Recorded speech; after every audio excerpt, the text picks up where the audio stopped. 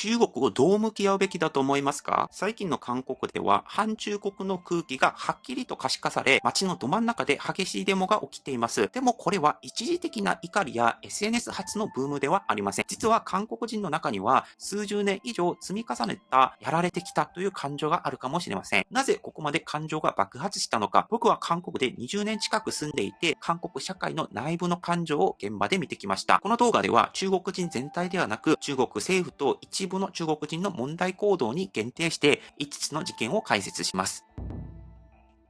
韓国禁止令です。2016年、韓国政府は北朝鮮のミサイルに備えるため、サード防衛ミサイルの配備を決めました。中国政府はこれを中国を監視するための兵器だと強く反発します。異常なことが起きます。中国政府は公式には認めないまま報復を始めました。中国人団体観光客が突然韓国に来なくなる。韓国企業の商品が中国で止められる。韓国芸能人の中国ビザが出なくなる。K-POP、ドラマ、映画が一斉に締め出される。これがいわゆる玄関令です。例えば、明洞の免税店、観光地、中国市場に依存していた中小企業、一気に売り上げが蒸発しました。政府同士が殴り合ったけど、殴られたのは中国の民間人、韓国の民間人だったのです。韓国人の中に残った感情はこんな感じです。政治のカードとして一般市民が使い捨てにされた中国政府のやり方に対する不信が深く刻まれた出来事でした。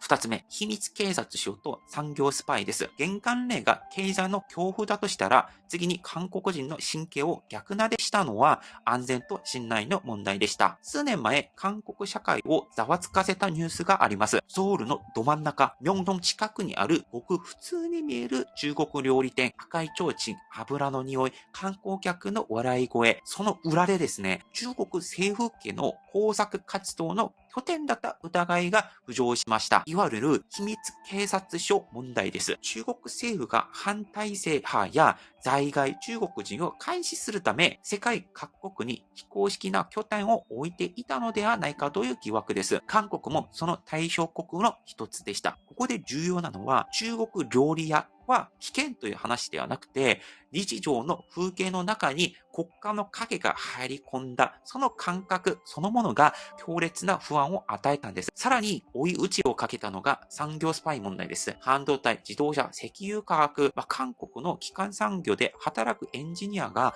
中国側に引き抜かれた事例です。逆に一部の中国人研究者が韓国企業に入り込み、技術情報を持ち出した事件あります。競争ではなく抜かれる、盗まれるという感覚ですね。これで迷惑かかったのは韓国政府、韓国人もそうなんですけども、真面目に働いている、研究している中国人もスパイという偏見に包まれるんですよ。自国民に被害を与えているという話です。だからこういった行動に対する警戒心がはっきり根付いてきました。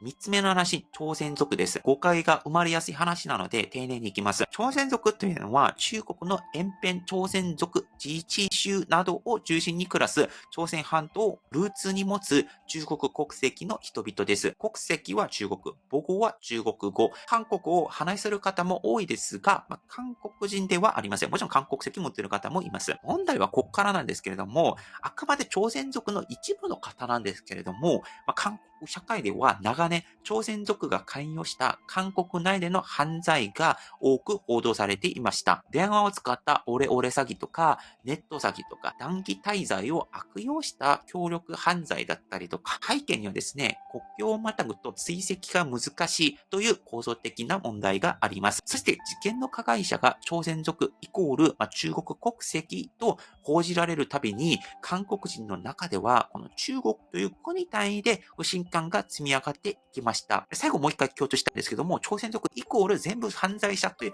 話ではなくて、朝鮮族の中で悪質な人がいて、その人たちが朝鮮族っていうことを利用して韓国内で犯罪を起こしているということです。これを追跡しようとしても、その人たちは中国にいるわけですから、韓国の人たちはやられるだけで、その人たちを対応することができない。これが不満として積み重ねていったわけですね。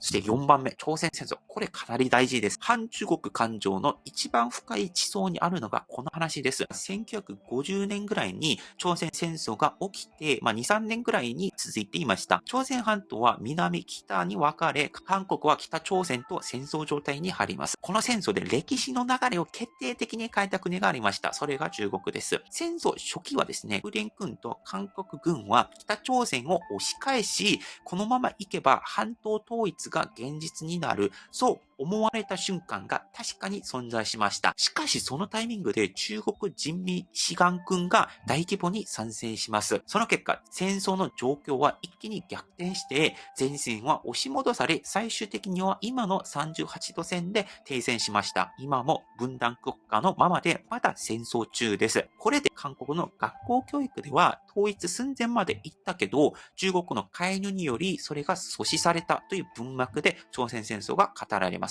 つまり韓国人にとって、中国という国単位で見ると、私たちの分断を固定化させた存在として国家レベルの記憶に挟まれているんです。この感情、ニュース、SNS で近年生まれたものではなくて、祖父母世帯から親世帯、そして今の若者へと70年間以上も静かに引き継がれてきたものです。だから韓国の反中国というのは、一時的なブームではなくて、歴史教育と国家体験が重なった長期記憶なのかもしれません。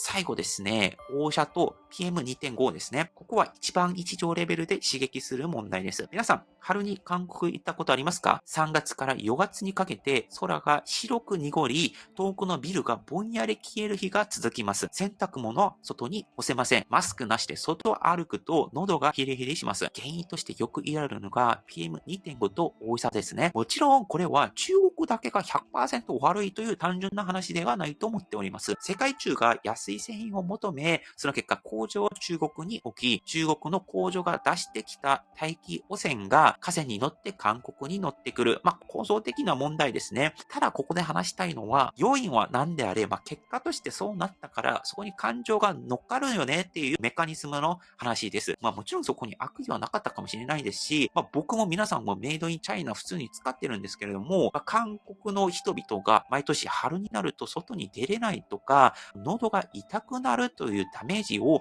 受けてくるとですね、静かにでも確実に、中国という国への不満が積み上げていくものだと思っております。僕も実際にですね、東京、福岡に住んでいて、韓国に夏休みに入って、1週間いただけなのに、もう喉が痛くなった経験があります。これを考えたときに、日本の空気って当たり前ではなかったよなってことを強く認識しました。だからこそ韓国のこの反中国感情というのは、一時的なその外国人排斥問題ではなくて、昔から頭元がどんどん積み重ねてきたということも言えるかもしれません。韓国で反中国感情が強まっている背景には、いろいろあります。だから中国政府が嫌いとか一部の迷惑行為をする中国人が許せない。そう感じること自体は否定されるべきではないことかもしれません。ただ一方でですね、政府と民間は分けて考える必要があると僕は思っています。日本に住んでいる皆さんにも投票はできるんじゃないですか。でも自分の意思通り国家の政策とか国を動かせるかと聞かれたら正直難しいですよね。そして日本にも迷惑行為をする日本人の他の方々がいるんですけれども、皆さんがその事件をコントロールすることは難しいですよね。だから事件に関わる人、ルールを破る人、他国に迷惑をかける人、そして政府単位で見ると